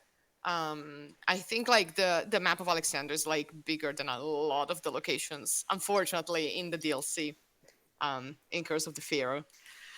But alas, um, But yeah, you can really I really love that you've been to Egypt, because you know how it feels, how it looks, being there, and how just enormous everything is historically, physically, and yeah, being able to add your firsthand experience into the game, I think is going to make that very, very rich. The scale was one thing that I was very pleasantly uh, surprised by, which was Mm. one thing I was actually expecting in Egypt was to be a little disappointed. Like you always hear about how big something is, and you go there, and it's like, okay, it's big, but it's not that big. I was expecting that. I really was. Plus, you hear about the pyramids, 600 feet. Like, it doesn't sound that much. Like, when I'm on my when it says like turn left in 600 feet, I'm pretty much, you know, I pretty much need Mm. haven't turned in time. So like whatever. And then I remember when I saw the pyramids, and this will be my this will be my well this is my first experience seeing the pyramids. Um, I was gonna say this will be my serious story, but it's not serious. I didn't want to say that. But it was just cool. So I got to Egypt extremely late because I got held up in Turkey because I missed my flight. And then when you miss a flight in Turkey, apparently, or at least on Turkish Airlines, the way that you get to the destination you need is you spend 12 hours in Turkey and they give you a hotel and they bus you in the cold snow. It was snowing to that hotel. And then you work out at the gym going, will I ever get to my destination? And then you eat the fish they bring you at the restaurant that you didn't ask for because they don't even give you a menu. You eat it and then you get food poisoning, Oh no.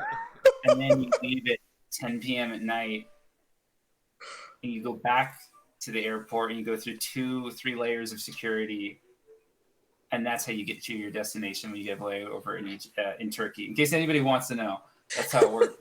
I didn't know that until I got there. That's how it goes. So anyway, I arrive in Cairo at like 3 in the morning, and I have a driver that's arranged. It's part of the whole podcast tour group that I mentioned. So the driver, so it's in the pitch dark of night. We get into the cab. I don't know where the hotel is at. They're taking me to the hotel. It's all set up. and I'm seeing Cairo at 3 a.m. I'm in this other country. Weird cars everywhere. Everybody doesn't just drives past each other at insane speeds. No blinkers. It's so dangerous, and yet no accidents. It's this like controlled chaos. It's extraordinary.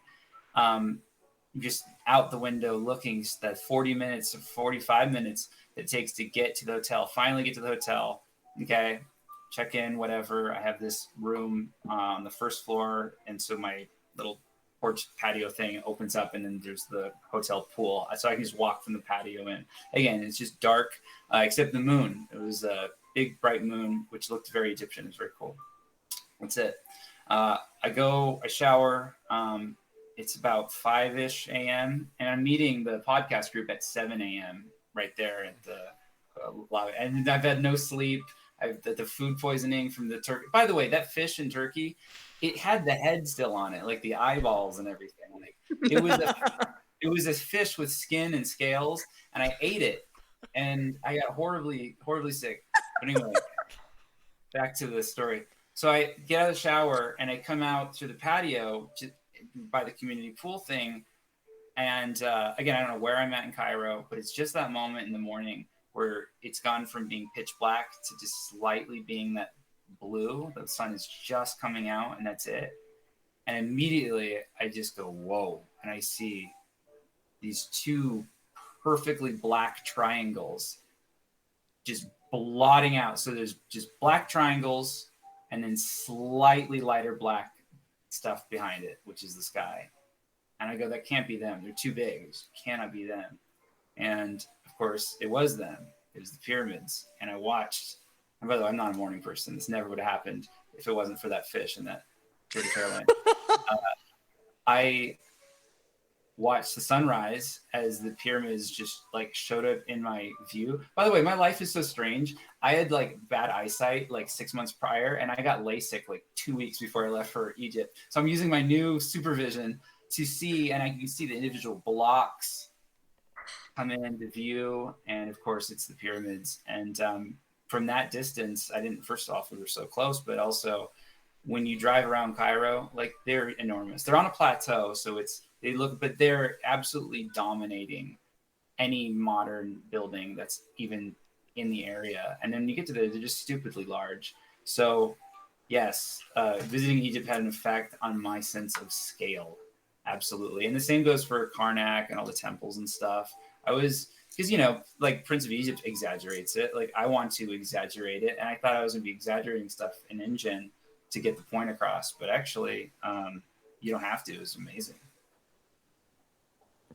I love that story.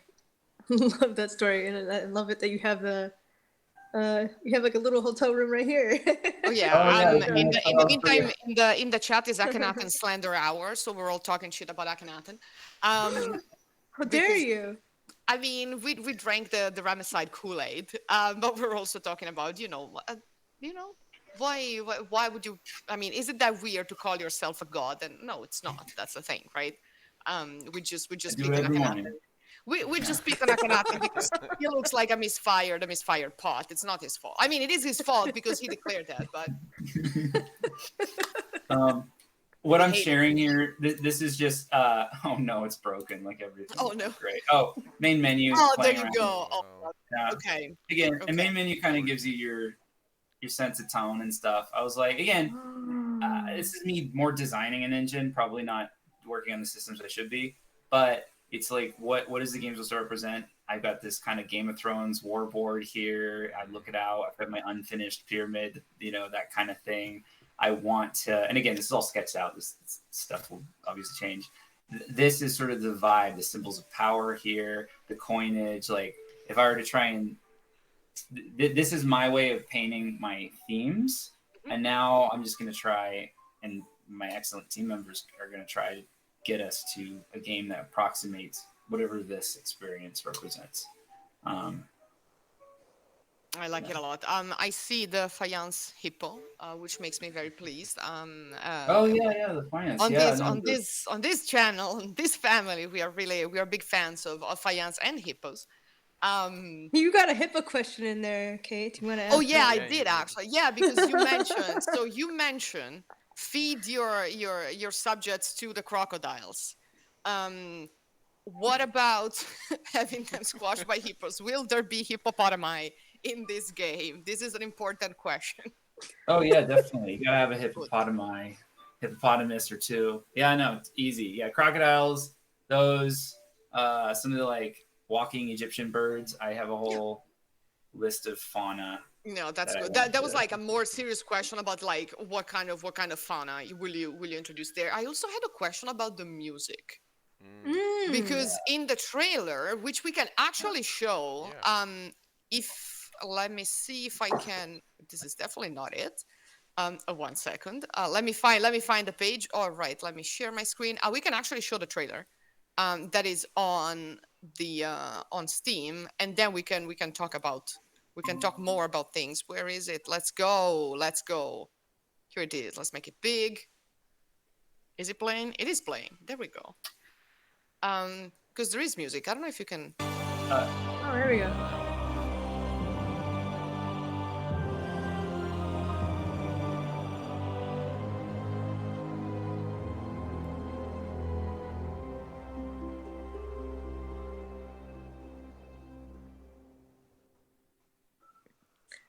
Excellent.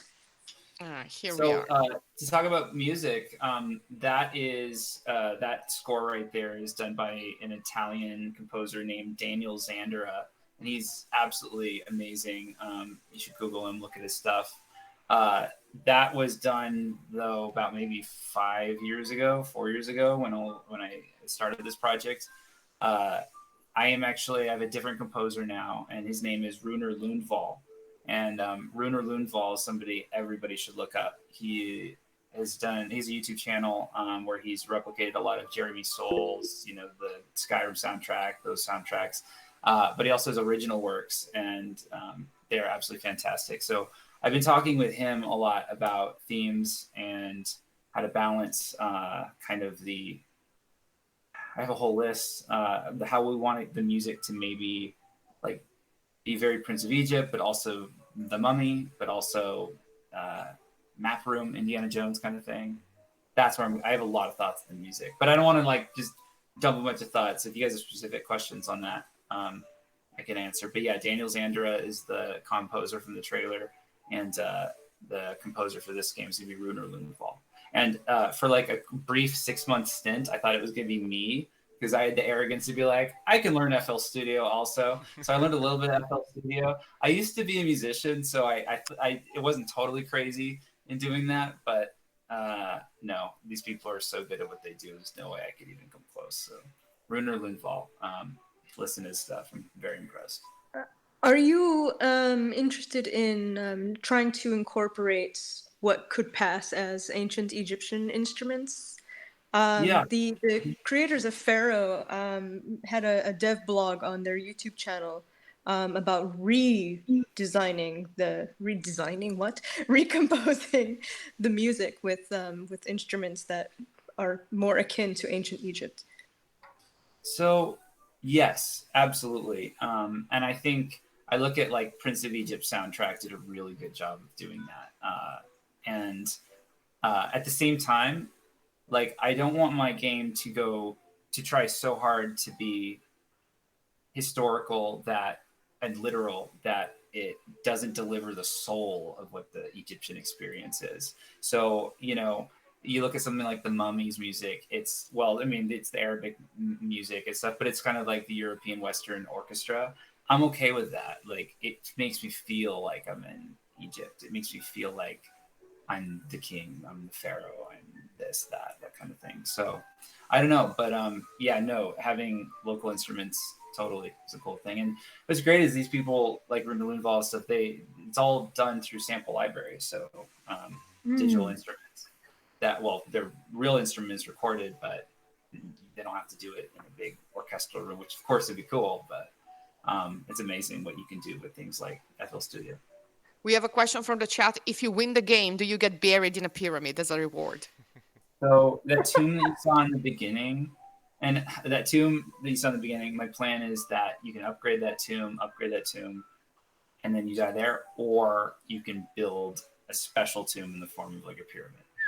You have to have Okay. pyramid building, right? So But yeah, absolutely. you got options. No, that's good. That's good. That's very that's very kingly. Now we are citing Ten Commandments in the in the chat because everyone has seen that movie. Everyone knows that movie. If you haven't, you go watch that movie because it is an absolute Oh, masterpiece.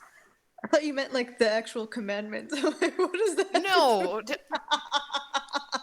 hello, do you know me? No, the movie. Oh my god, the movie with like a Russian actor playing Ramesses II, being convincing, but Okay, a little very short and on religious chat. platform. Yeah, we're getting there. We're Uh, people in the Religious chat. hour No, again. we're talking about golden platform sandals on Yul Brynner. That's what we're talking about. and he's someone fabulous in and anything. someone with a New York accent playing Nefertari. So that's what we're Oh. talking about. Everyone cool in the movie. Yes, exactly. Thank you. We are. This is a cool chat. This is a cool kids chat. Let's see. Let's see. So yeah, no. So we asked the question about the crocodiles. I'm very happy. Um, I am pleased. So um, we have like some difficult questions towards the towards the end Yeah, of we the do document, actually. right? No, go Well, wait, Alex. let's We've start. been Can we ask the question about planning to include historians, Egyptologists, kind of thing? Should we do that one? Go for it. Oh yeah, yeah. So, yeah, one of the questions that we have for a lot of, well, especially indie developers is to what extent are you making use of, I don't know what the better word to Consulting. use here, consulting, thank you, experts in the field like historians, or in this case Egyptologists, linguists, whoever. I mean, I am pretty much have been pretty much a one man studio. I teach video game development at a high school, at the high school level. That's my day job. I was doing a lot of freelance for a second, and now I'm stopping all of that just to concentrate on these projects. Because like it's nice to work on something in Unreal for a mining company or this person's card game here and there. But it I don't want to work on other people's games. I just want to start getting these things done. Now that we're well on our way, it's not just me; it's me and a few others, about four of us, and not counting contractors and people I mentioned and stuff. Um, with all of that said,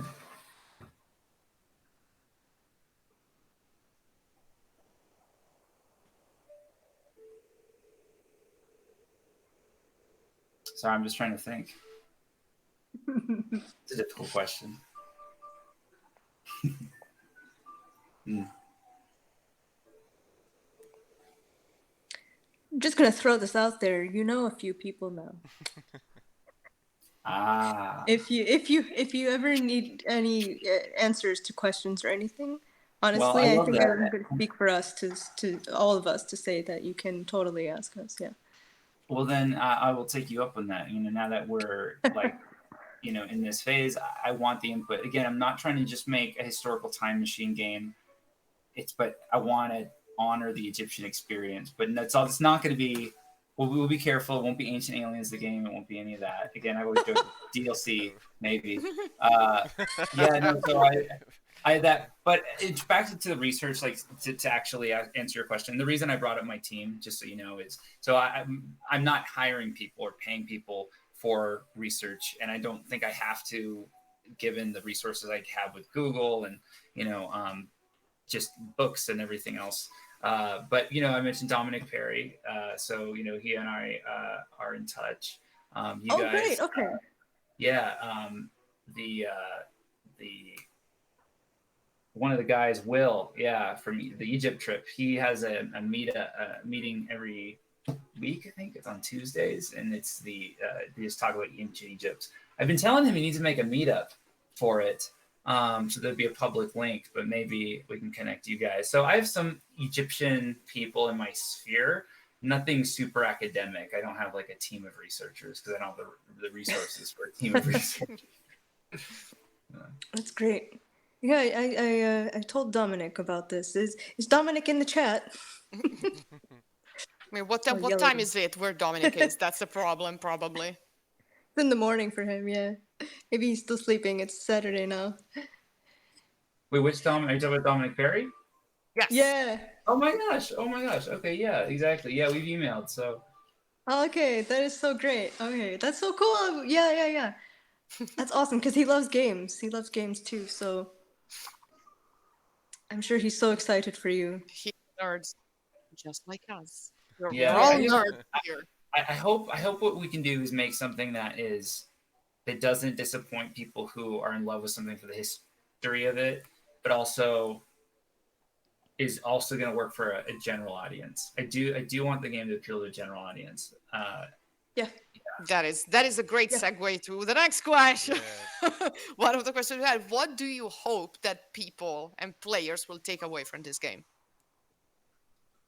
Well, my hope is that people just get all their sick fantasies out in this simulation rather than out in the real world. Because I think there's a tyrant in all of us, probably, and there's also a loving, amazing servant in all of us. And people don't know where to exact their fantasy. So the same reason that people play something like Grand Theft Auto, I'd rather they do that in the video game than do that out in the real world. And I think there's honestly people have not explored that whole idea of power. And maybe I'm putting too much of an emphasis on like this is a game about power, and maybe it'll just go back to being kind of a fun resource manager. Maybe. But my thoughts right now as I continue to think about the best game to deliver keep leading me towards that, absolute power corrupts absolutely as a theme. So yeah, that's where I feel about it. I like that. I like that it's about being able to act, and then that you're, you know, speaking to these two. I mean, to a very broad audience. I like that as well.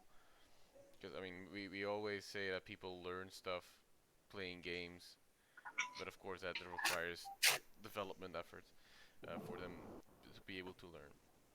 Oh, totally. Well, I've learned probably more about humanity and human history from Civilization 4 Mm-hmm. than I have from anything else. In fact, Civilization 4 gives me like my mind a scaffolding of history and concepts in history and quotes, and then I attach that scaffolding things that I learn out there in the real world from whatever, a lecture, a book, a conversation, whatever. Um, Yeah, and also games are from the perspective of the person. Like, Yeah. you want to learn about Napoleon, or do you want to learn what it was like to be Napoleon? Mm-hmm. Those Mm, are two extraordinarily different things. That was a guy. That was a person. A person did that. A guy, he could have not been who he was. A real person went there and influenced the world that insanely strong and confidently. Became emperor, established after, yeah, then lost, then came back and did it again. And the guy was so extraordinary they couldn't even kill him, so they abandoned him on an island and put a navy twice. warships, yeah, navy warships to circle this guy. That guy must have thought he was God. I mean, think about, imagine you're on this island and you're such a dangerous man that you have to be on an island with navy warships encircling until the end of your days. And what motivates a person to become that, to, to to do that, to make the decisions they make? All these people: Caesar Augustus, Ramesses the Second, Tutmosis, third, like Alexander the Great. Like, what is it like to be those people? You're never going to get that from a third-hand account, or it's told in the third person about someone. That's what's cool about historical games, is that they're autobiographical by nature. Mm-hmm. Hmm. That's a good way to put it. Yeah, that is. That's a. I'm gonna quote that if that's okay. Sounds good. By the way, I haven't finished my Narmer Palace story. Oh yeah, Oh, right, okay. right. Because we need Yeah. to know more. Tell us more about the. Part Oh, 2. you got I it. like it. All right. Okay, the Narmer Palette to Electric Boogaloo. Let's go. Let's go.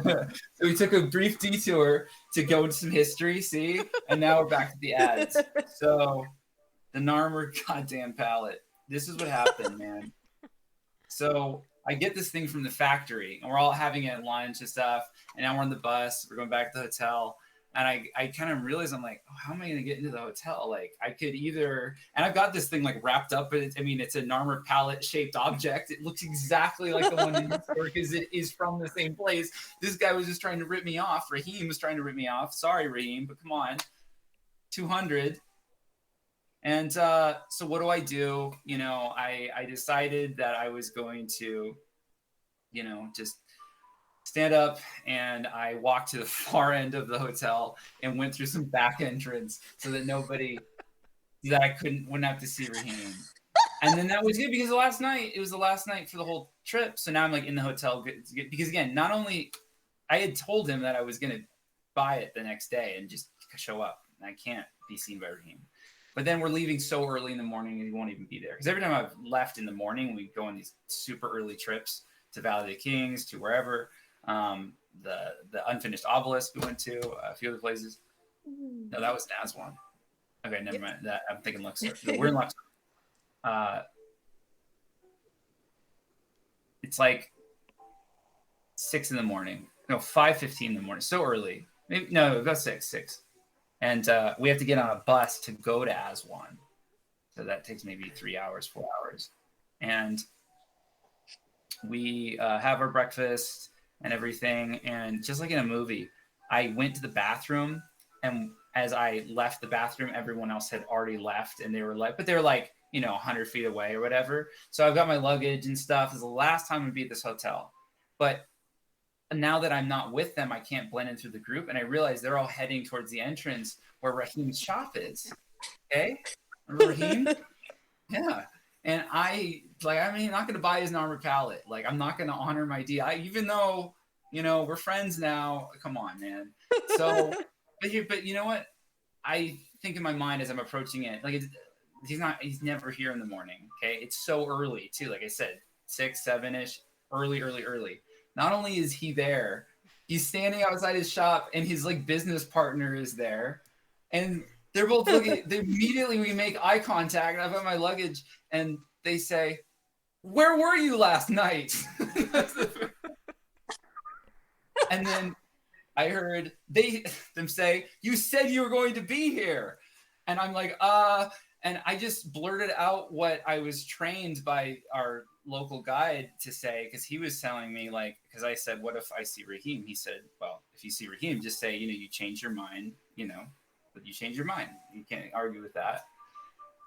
So I immediately go, they go, where were you? And I'm running past them, and I say, I changed my mind. I'm sorry. Bye. And I get into the van or the bus. And then I sit there, and of course, the bus just, it's not like a movie where the bus takes off. The bus just sits there, okay, looking out the window like the asshole tourist that I am. As I look at these angry Egyptians, but I had my armor palette. So you know what? That's the story. And then, by the way, Will, who runs the Egypt group I was mentioning, the meetup.com, somehow he got Raheem's number and they started texting. And so now they're friends. I'm like, dude, what are you? He's like, Raheem is not that bad a guy, Connor. I'm like, I don't know why are you? This doesn't make sense. That's how I got the armor palette. Oh my god, that's the best that is a tragedy in 3 acts. But yeah, the pressure is real. I don't remember like trying to haggle. I remember someone someone tried to convince one of the people that was with my class, and we were like pretty young. We were like 18 years old, so not entirely, in full possession of our mental faculties, to get into an alleyway to buy an actual antiquity. And we're like, well, first of all, you're not walking into an alleyway alone. You don't speak Arabic. You barely speak any English. You're not going there. Second of all, you're not buying an antiquity. Third of all, there's no way that's an antiquity. They were like, no. Dude, no, get out, get away from there. But it's something you shouldn't do anywhere. Not just in Egypt, but especially like in countries where if they find anything that looks suspiciously like maybe an antiquity, they're going to stop you at the airport, and you're gonna go through a lot of trouble. So So that's the like, other thing. And that was the thing. They said, well, if you just have the receipt. So I had the right. receipt, and then of course I lost it. So now I have Oh, like I I feel like I'm mean, gonna but do then a Tuesday when I again, get to Turkey. it's And guess what? it's They a never great check. copy. It's a I great promise copy. it's not the real Narmer palette. It's okay. I promise. Like, The it's real okay. one's still there, or is it? Maybe who knows? But it looks pretty similar. Uh, regardless if this is the real Narmer palette. They didn't even check. So yes, no, you're right. And also goes without saying, you shouldn't ever buy a real antiquity No, because oh my God, it's no. bad for information. You know, the whole crisis in archaeology, the whole idea of the endangerment of artifacts, where when there's a market for people to buy ancient artifacts, what ends up happening is they'll just send in a bunch of locals and who will make their own dig sites, cut up everything that they can into little trinkets, and then sell that. And then all the information about what was going on there has now been permanently lost because the value of archaeology isn't in the worth of the goods themselves. It's in their context, like where they're at, because there's so much we don't know about these civilizations. Anyway, so if there's anybody on the what are we trying to get? Anybody listening is If thinking about anybody buying like trying to antiquities, buy an ancient do artifact, not. But listen, I'm gonna show you a beautiful piece that I have here for $25. For $25, you can buy the reproduction of the most beautiful object of ancient Egyptian art ever made, which is a bowl with feet. Okay, it's a pre-dynastic bowl with Wow. feet. It's beautiful. It's That you is know, you can amazing. buy it on the Met Museum website. So if you want something Egyptian, buy it from museums, gift shops, and anything. Don't buy antiquities. Also, there's also the fact that many of the antiquities that are sold are forgeries, Mm. and they sell for like incredible prices. And then you look at them, you're like, ooh, you got scammed there. But then again, good riddance, right? F in the chat, you should have known better. I can't feel bad for that. I did buy a souvenir artifact from a museum when I was in Egypt, and then they even for that they stopped me at the airport. Like there was like this chariot thing, which I think was like Ramses. I'm not sure, but like it was very tightly wrapped and everything, bubble paper, everything, and they had me take everything out because on the scanners it looked Oh, like it was this, I don't oh know, my God. knife It weapon looked type like thing. was it Narmer's palette? Was it once again Narmer's palette? Well, you might not have Does the it get real to? one, but the real one is like no, that's true. yeah, But the Yeah, real no. one there's a is actually mystery. here with Where me. is the number? It No, is I actually always in thought that would Vegas. happen to me in Turkey because I was like, this Narmer palette was so hard to get. Of course, they would confiscate it at the airport because, of course, that would be what would happen. I was just expecting it. This thing was cursed, uh, but no. Now it's here, It is. and it's a good memory. There are And hidden that is spies yes. everywhere. Shattered immediately.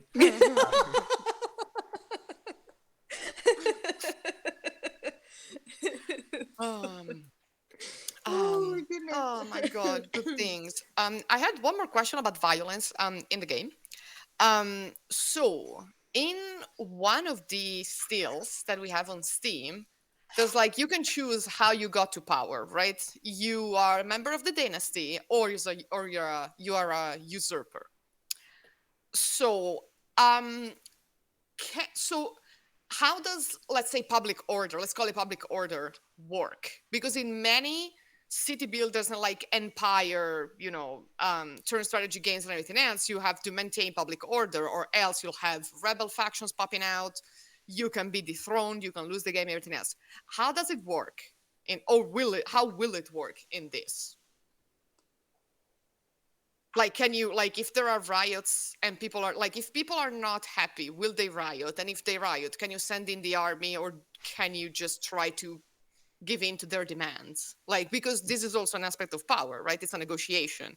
So how much negotiating power do the people have? So originally the concept was, what is the Pharaoh has to maintain Mm-hmm. MAAT, Thank you. balance of these, either chaos or in order, or that kind of thing. And so decisions, things, buildings, the place would contribute to the score of that. and then the lose conditions essentially was okay. They'll rebel against you. They'll you know assassinate you or something. I think now I'm trying to lean more into the assassination, for example, is one such thing. Again, it's heavy on the power concepts. Uh, didn't happen too much to pharaohs, but it did happen. Uh,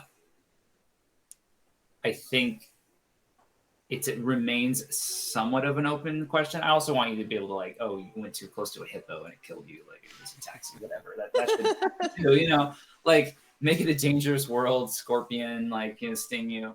When you're in third person, you just walk, don't walk near one. I don't know. But I had a kind of a naive idea back when it was Tropico in Egypt. Originally going like, oh, they're unhappy, you have a low mot score, therefore you might see this NPC, just a guy unhappy, like, sneak behind you and then hit you or whatever. You're dead. That was my idea. Now I think if we're gonna do the like appointment of people in the court system through the game, what would be cool is you get poisoned by your cupbearer kind of stuff. Like now there's a way different level, but I really don't want that to be scope creep. It really has to interact with the rest of the game in a way that if I'm implying that, okay, then does that mean you choose your cupbearer? Do you? It implies a lot, but my themes on lose conditions are mainly like, if people are unhappy, and that's the other thing I want to do is that concept of the types of rule. So being a tyrant as one such archetype of ruling by fear. The archetype of ruling is the servant, so meeting just the needs of everybody and just being this glorious sort of just a giver of life to everyone. Both of those are examples of effective rulership. You can have a tyrant king or someone who rules purely by fear, and that is successful ruling style. So I want you to be able to have that situation and not be assassinated, or maintain order and not have the people even want to rebel. Or you could also maintain the same level of order and people not rebelling and no one trying to take your life if you are just meeting all the people's needs because they just love you that much. So where I'm at with it. Yeah, no, that works. That works, and it's it. I mean, there are many ways to be successful at ruling, right? So I think I like this idea of like you can take different roads that will all like take you to victory, and but then like essentially if the people are like too too unhappy, like that's when you lose, which is I mean kind of what happened to a few pharaohs. Ramesses the third. He was famously slaughtered by his own family for dynastic reasons. They wanted to make sure that he was really dead, like really dead. So that's gore. It's gore time. It's the hour of the gore. Anyways, or like who was it? Was it Amenemhat the First who was also assassinated? Yes. Yeah. So not Was it? unheard of. Amenemhat the First. It Oh, was with the ghost and Yep. yes, exactly. yeah, I And love that so his much. son Yeah, seeing the things. Yeah. yeah, yeah. Yeah, no, so it's not unheard of. I mean, we don't get into the Ptolemaic dynasty because that's that's poison fest, and then some, and kill your own family fast, and then some. The good family dynamics of the Ptolemies. We are not going to miss those in this game. um, we got some of that Crazy. in Origins, and Mm. that was something. Please don't kill children in this game either, because that was a big that was a That favorite was in yeah. Origin, which was Yeah, that was disturbing. so much. There was so many dead children in that game for Origins? reasons, That's like for real life reasons, Yeah, allegedly. but like not children that you could actually kill, like they were dead in the Yeah, they in were. the Yeah, story. they Yeah, were. Yeah, they were oh, killed in dead the in the story. story, yeah, but yeah, Yeah, but not. like, because yeah. otherwise it Died wouldn't graphically. go through the age rating. Oh Well, yeah. I actually And I that want to hear you guys' take on this then, because one of my concepts for Akhenaten, I don't think I would, and actually, I'm almost fairly completely certain that it's just adults in the world. Like no game can be that realistic, and so just not gonna have. You're not gonna see like, oh, a kid and stuff. Your population will increase, decrease, but like it's human adults. But like in form of edict or dialogue choice, if it's execute the firstborn child of so, like I think I actually want to have that. I do. I don't know. That might change that sentiment. Um, Things like that are interesting to me from the power tyrant struggle. But I'd be curious to hear what your guys' thoughts are. I think for me, it's not so much because I think your idea that I don't think I would be personally disturbed by it. Oh my god!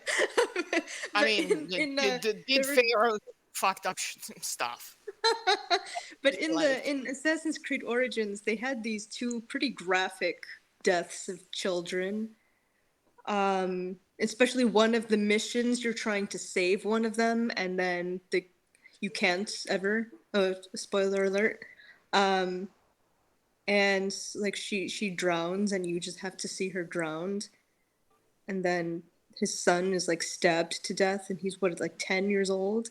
So I mean, those are very, very graphic, and that's what I think is in poor taste. I mean, if there's there should have been a trigger warning for those two instances, I thought, for that game. But I think in general, if you're presenting it as this power issue, and the fact that sometimes genocide happens, and that's a fact, Oh yeah, I don't think that's problematic. Yeah, I mean, I don't like if it's. Let me put it this way: if it is, well, the police is coming for me. Right? I'm not gonna say it. I'm not gonna say it. I'm not gonna say it. No, I'm saying like if like in games like this, if it's like for like the sake of saying, aha, I can kill 250 people in one go, like with a snap, which is something that a Pharaoh that's very dear to my heart brags about. Then probably not. But if the whole game is more like of a critique of like, and makes people more like think about like how violent absolute power is, then there is a way of making this point that is not just, let's just say, for the sake of like being able to I'm gonna kill these many people and then the rating is gonna go up, right? I don't know if it makes sense. No, absolutely. Yeah, no, I agree. It's in the context of the theme, not for the sake of itself. I also would agree that if you contextualize it well enough, I think it could work. I mean, the same goes for other themes like slavery, for example. Like, it depends on how you approach it and then how you present it. But with children, for example, in GTA 5 or GTA Online, like, none of the NPCs that walk around the city are children because people would just go and drive through crowds of children, and that would be very horrific. But if you, like Kate and Brianna said, if you present it as this issue of power struggles and intrigue and political stuff, I think that would most likely be okay. Yeah, it's a standing question. Like, yeah, it's a standing question, and it was probably influenced because I watched things like Game of Thrones and House of the Dragon, and I'm just like, I mean, even if you read like ancient Egyptian texts, you're gonna find just as much violence and like just as graphic. Of course, but like the ancient look at the palette. Look at Narmer's palette. I know, but most people don't look at Narmer's palette. Most people look away. Yeah, no, but like Narmer's palette. Like it is a violent power. Like Pharaoh is like the great bull who destroys its enemy. Like but not if you watch The Mummy so much. Like, that's pretty vanilla in terms of a ancient Egyptian misappropriation. You know what's more violent than probably The Mummy? Prince of Egypt. Like that, they did a very interesting take. It's like, oh boy, that initial that genocide and slavery. The dream sequence with the crocodiles. Yeah, in the fresco with the crocodiles. Yeah, that is terrifying. Like. Yeah. Oh, yeah. Exactly. That's that's yeah. Exactly. But what a great way to communicate that to younger people. Like, yeah. Yeah. Uh, It's like it's also like even there's no ethical way of wielding absolute power, right? No. There's a No, I because think I think every country is a democracy. I just think the voting changes. So some people vote through violence. Now it's more organized. You vote however. But even the Egyptians, like the pharaohs, could get voted out if they were really, really shitty. well, yeah, voted out by by And the murder. vote for an equal. That's the other difference. Yeah, You accumulate. Your military has a really good vote when you are only voting by violence. yeah. No, oh, I'm loving this conversation. I think it's also getting fairly late for Brianna. Where are we at? Yeah, we're at what 1 a.m. for me. Yeah. Yeah, yeah. Midnight for me. It's yeah, it is 6 here. It is midnight for Alexander. So I think we may call it Yeah. Well, at the actually, 2 hour mark. we got the last two Yeah, I questions. I was think gonna would be very ask them. important. So I mean, we have been grilling you for 2 hours now, but where can we follow you? Like people in the chat, like what are your social media handles? Do you have dev blogs? Do you have a website, or can people like support you in terms of donations? Do you have a Kickstarter or anything like that? Oh, thanks so much. No, don't donate to me, but you can go to Dot Games on Twitter and follow me. I have like 300 followers. You could be 301. Please write it Uh, down so we can throw it in the chat. Yeah. okay. Uh, Write it yeah. in this chat so we can write it in the other chat. Okay, here we go. Games. There's a Steam page. You can wishlist it. Yeah, and share it. And I haven't posted to the community there in quite a bit. I'll be posting a post, basically a summary of some of the details we went over here, and just mentioning that this is not going to come out first. There's going to be another game that comes out that's unannounced that is very different, very fun, much more of a like slumber party game, one of those sort of games. And yeah, and going to keep working on this. And would be happy to jump on another stream at some point, when we're Please, farther along yes. with development. And yeah. Yes, absolutely. We would love to have you back and talk more about power and horrible things and then hopefully more reproductions of ancient pieces. Who knows? Or are they the real ones? Are they not? Who knows? But And yeah. we shall look forward to the upcoming unannounced Yeah. game. So looking forward to that. Exactly. I just followed you on Twitter. Oh, thanks so much. Same. Yeah, we would like once the game is out, then we should also do a playthrough. Thank you, chat. Of course. Yeah. Necessarily, I think. Yes. For all the reasons. Also, we do love a chaotic playthrough of things. Yeah. Can we set anything on fire? That's a You good can light question. torches currently. That's it. Kind of. That works. I mean, I heard there would be violence, so I was like, yeah, sold. I'm the one who usually wants to break things in games, so like You break imagine things. I set things on fire. You smash. you poison no less I than poisoned- 20 people in a temple in Assassin's Creed Origins. By mistake. Yeah. By mistake. Right? And people kept dying. So so if you think you're dealing with only one sociopath here, you would be sorely mistaken. There's more than one. We're not gonna name any names. But apart from that, thank you so Yeah, much thank you for so much. agreeing to this. This was great. Thank you, guys. Thank you for dealing with us and our general, exuberance. Let's put it this way. Thank you, chat, for being lively and talking shit about Akhenaten. We appreciate that. I mean, some of us I appreciate. never appreciate that. Some of us appreciate that. It was a good conversation in the chat. We talked about 1930s movies and 1950s movies and Cleopatra. We were saying that the music reminded us of Cleopatra, like the Liz Taylor Oh. Cleopatra, I and think I'll lean into that. Mhm. and 10 Commandments. Yep, Not yep. the 32, the 56 Ten Commandments. The actual Yeah, name, yeah. man. Charlton Heston. Yeah, nah. Yes, exactly, with the tallest Yep, I've Moses been that looking ever at that was. stuff. I really do like a lot of that Hollywood Egypt stuff. I think I'm gonna lean a little bit more into that too. I mean, yes. I mean, would we love to see someone saying "So let it be written, so let it be done"? Maybe. I mean, if you're putting dialogue in there, just saying. I'm just saying. Honestly, I would. Yeah, I think. I'm just saying I that should is write- the I should write sentence that that down. everyone knows. But thank you so much for being here. I'm now going to take a sip of water because I need it. Yes, thank you so Yeah, much. This was so fun. I'm really This looking is forward awesome. to it. Send me the video or on YouTube or whatever if you Yeah. can, and then Yes. I'll add it to the Steam community, and this will be kind of like an update on where things are at, actually. So thank you for Yes. giving me that opportunity. I thank you so Thank much. you. All right, bye guys. All right. All right. So see you next week, everyone in the chat, for our finale of Apotheon, where we'll Yes. be taking on Poseidon and Zeus.